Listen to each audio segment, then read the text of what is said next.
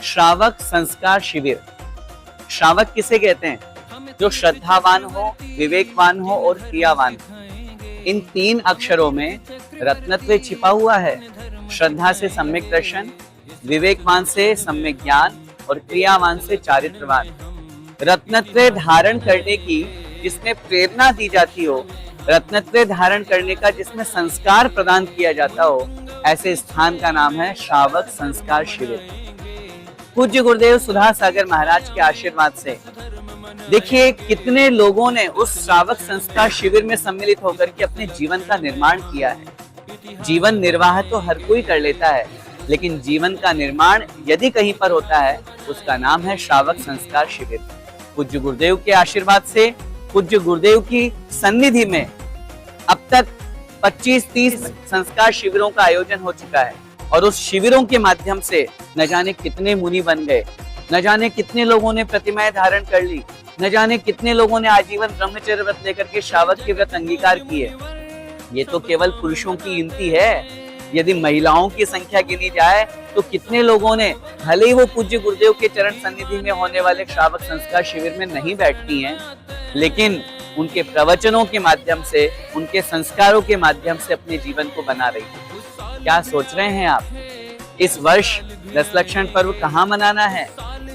पूज्य आचार्य भगवंत के आशीर्वाद से पूज्य गुरुदेव सुधा सागर महाराज की सन्निधि में अशोक नगर मध्य प्रदेश में इस बार ऐतिहासिक श्रावक संस्कार शिविर लगने जा रहा है। मैं आपसे यही निवेदन करूंगा, उन संस्कारों को प्राप्त करने के लिए उन श्रावकों के साथ हम भी सम्मिलित हों और एक बार यदि कोई उस श्रावक संस्कार शिविर में बैठ जाता है तो फिर वो जीवन में कभी भूल नहीं पाता। सुबह 5 बजे से लेकर के पूज्य गुरुदेव जो ध्यान कराते हैं, उसके बाद एक साथ हजारों शिविरार्थी जो अभिषेक करते हैं, पूजन करते हैं, क्या आनंद आता है, क्या माहौल रहता है। और उसके पश्चात फिर जो पूज्य गुरुदेव का आशीर्वचन, क्षमा, मार्दव, आर्जव आदि 10 धर्मों के रूप में उपदेश प्राप्त होता है। और आहारचर्या का तो दृश्य कहें क्या, ऐसा लगता है जैसे ब्रह्मचारी भाई लोग साधु के रूप में, साधु की तरह आहार करने जा रहे हैं।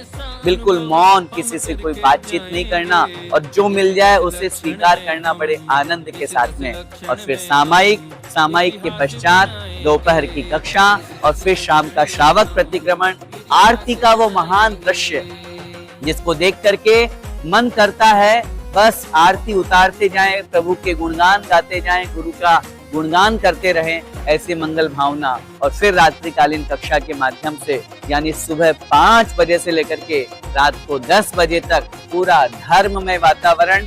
और रात्रि में भी अपनी क्रियाओं के साथ में कोई एकाशन करता है, कोई उपवास करता है, कोई 10 उपवास करता है। पूज्य गुरुदेव का चमत्कार ही ऐसा है कि हर कोई उनके चरणों में आकर के अपनी साधना करता है। और एक बात और कह दूं, ये 10 दिन तो सिर्फ थ्योरी के हैं, पूरे 355 दिन प्रैक्टिकल जीवन जीते हुए पूरे साल भर, पूरे जीवन भर हर व्यक्ति उन संस्कारों से प्रभावित होकर के अपने जीवन को सार्थक करता है।